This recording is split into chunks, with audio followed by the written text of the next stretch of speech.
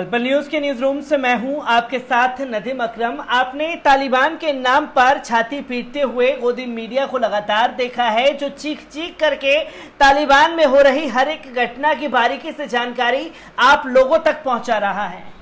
पर देश में ही पल रहे कीड़े मकोड़े की तरह तालिबानियों के खिलाफ मुंह तक खोलना भी लाजमी नहीं समझ रहा है, जहां हर दिन कोई ना कोई ऐसी खबर सामने आती है कि जहां भड़काऊ नारेबाजी मुस्लिम समुदाय के लिए निकाली जाती है और साथ ही साथ मॉब लिंचिंग कर दी जाती है, तब भी ये गोदी मीडिया पूरी तरीके से खामोश बैठ जाता है। और सोने पे सुहागा तब ज्यादा हो जाता है कि अगर कोई भारतीय जनता पार्टी से रिलेटेड या उनका नेता हो, सांसद हो, विधायक हो या छुटभुइयां नेता ही क्यों ना हो, अगर वो कोई मुसलमानों के खिलाफ बयानबाजी कर दे तो यकीन मानिए कि इस तरीके से मीडिया से खबरें गायब हो जाएंगी कि जैसे कुछ हुआ ही नहीं है। और यही अगर कोई उर्दू नाम वाला एक बयान दे दे तो तुरंत एफआईआर दर्ज कर ली जाती है।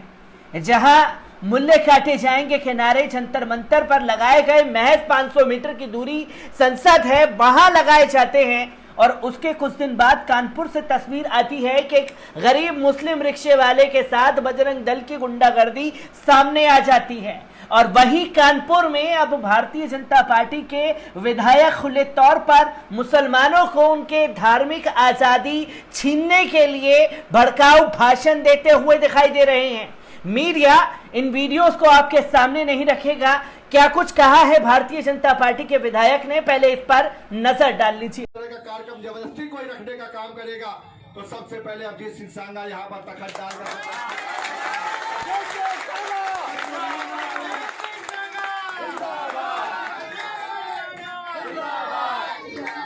साथियों, यहाँ पर हम बैठेंगे और ये साथियों हम चुनौती देते हैं कि अभिजीत सिंह सांगा के रहते हुए किसी माई के लाल की ये हैसियत नहीं है कि इस स्थान को करबला बन जाने दे।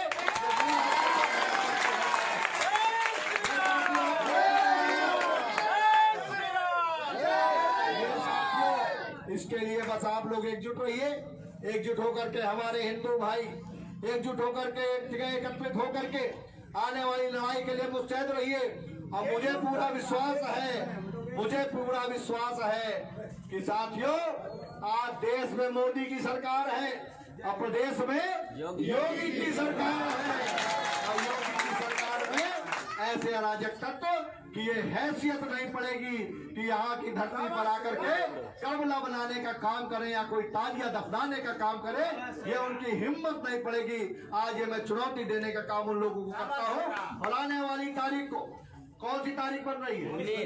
19 तारीख को विधानसभा चल रही होगी, लेकिन मैं आपको विश्वास दिलाता हूँ अगर यहाँ ताजिया उठेगा तो लखनऊ की विधानसभा में छोड़ दूंगा और यहाँ पर आकर के बैठने का काम इस कार्यक्रम को हमेशा के लिए रोकने का काम साथियों दिन यहाँ पर कर दिया जाएगा। इस साथियों यहाँ पर ताजिया तो दफन नहीं होंगे, लेकिन यहाँ पर उनके इरादे दफन कर देंगे।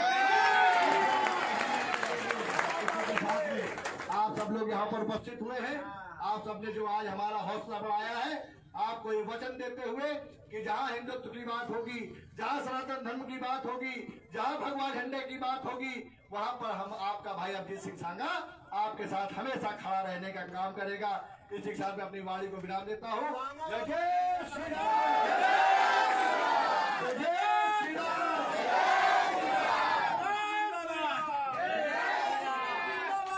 आपने देखा ये भड़काऊ नारेबाजी करते हुए भारतीय जनता पार्टी के विधायक ने विवादित बयान दिया है। कानपुर से बीजेपी विधायक अभिजीत सिंह सांगा ने मुहर्रम को लेकर मुसलमानों को धमकी दी। उन्होंने कहा किसी माई के लाल में दम हो तो ताजिया दफन कर दिखाए। इससे पहले भी अभिजीत सिंह सांगा विवादित बयान देते रहे हैं। बीजेपी विधायक अभिजीत सिंह सांगा का वीडियो सोशल मीडिया पर वायरल हो रहा है। अभिजीत सिंह सांगा ने कहा है कोई ताजिया रहने का काम करेगा तो सबसे पहले हम यहाँ तखत डालकर बैठेंगे। ये चुनौती देता हूँ कि मेरे रहते किसी माई के लाल की हिम्मत नहीं जो इस स्थान को करबला बना दे। बीजेपी विधायक अभिजीत सिंह सांगा ने कहा सभी एक साथ मिलकर साथ दें, मोदी योगी की सरकार है, सभी मिलकर हिंदुत्व की बात पर साथ रहें और हम भी सबसे पहले खड़े रहेंगे। अगर यहां ताजिया उठेगा तो लखनऊ की विधानसभा छोड़कर यहां आकर उनको रोकने का काम करूंगा। यहां ताजिया दफन नहीं होगी, उनके इरादे दफन होंगे। बताया जाता है कि बीजेपी विधायक अभिजीत सिंह सांगा ने मंगलवार को बिठूर में एक जनसभा के दौरान मुहर्रम पर विवादित बयान दिया। उन्होंने प्रधान जी, मैं अभी एसओ को अवगत करा दूंगा, आप भी एक लिखित प्रार्थना पत्र थाने में पहुंचाने का काम करिए। यहां जो भी अराजक तत्व आते हैं, अगर बिना अनुमति के आते हैं तो तुरंत 112 पर फोन करिए। बीजेपी विधायक अभिजीत सिंह सांगा ने कहा, योगी सरकार में ऐसे अराजक तत्व की हैसियत नहीं पड़ेगी कि यहां की धरती पर आकर करबला बनाने का काम करे या ताजिया दफन करने का काम करे। 19 अगस्त को विधानसभा चल रही होगी, लेकिन विश्वास दिलाता हूं कि यदि यह ताजिया उठेगा तो मैं विधानसभा छोड़ दूंगा। बीजेपी विधायक अभिजीत सिंह सांगा ने कहा, यह ताजिया तो दफन नहीं होगा, लेकिन उनके इरादे दफन कर दिए जाएंगे। खुले तौर पर मुस्लिमों से उनकी धार्मिक आजादी छीनने के लिए यह भारतीय जनता पार्टी का तालिबानी विधायक खुल करके मुसलमानों को उकसाने का काम कर रहा है, ललकारने का काम कर रहा है। पर क्या मजाल कि कानपुर पुलिस प्रशासन, जिला प्रशासन इसके ऊपर सख्त कार्रवाई कर सके। पर सोशल मीडिया पर इनके बयान सामने आने के बाद लोगों की प्रतिक्रिया भी तेज हो गई है। लोगों ने खुल करके इनको टारगेट करना शुरू किया है, जिसमें एक वरिष्ठ पत्रकार लिखते हैं कि तालिबान अर्थात विद्यार्थी परिषद का एमएलए अभिजीत सिंह सांगा मुसलमानों को उनका त्योहार न मनाने की धमकी दे रहा है। उस धमकी को सुनकर सस्ते तालिबानी तालियां बजा रहे हैं, जिससे माननीय तालिबान को और हौसला मिल रहा है। ये अफगानिस्तान नहीं, यूपी का बिठूर है, जो कि मीडिया इन तस्वीरों को नहीं दिखाना चाहता है। तो वहीं नागिरी लिखती हैं कि तालिबान सत्ता में वापसी, अब इस्लाम धर्म के छात्र शरिया विधान अनुसार शासन करेंगे।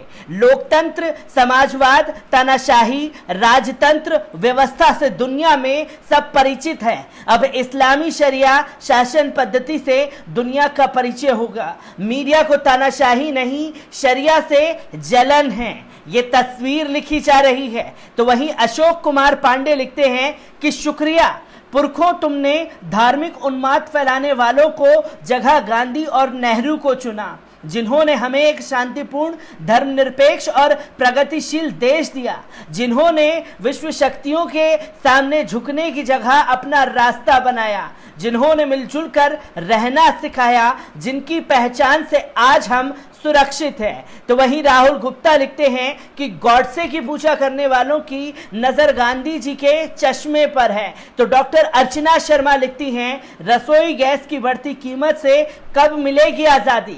राजस्थान में घरेलू सिलेंडर अब 838 की जगह 863 रुपए में मिलेगा। 2021 में छठी बार कीमतों में बढ़ोतरी हो रही है। तो गोवा पुर्तगाल के कब्जे में है, लोग इसको भी लिखते हुए नजर आ रहे हैं।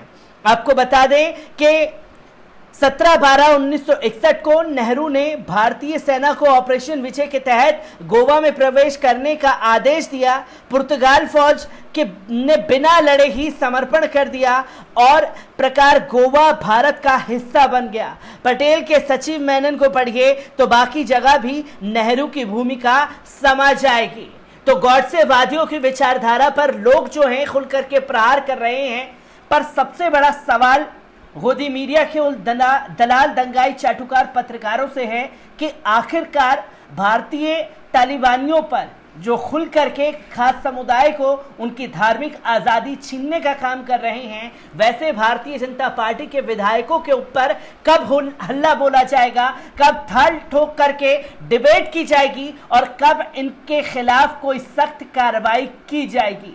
मैं भारतीय तालिबानों की लगातार हो रही भड़काऊ बयानबाजी को लेकर के आपके साथ यूं ही जुड़ता रहूंगा। दीजिए इजाजत, शुक्रिया।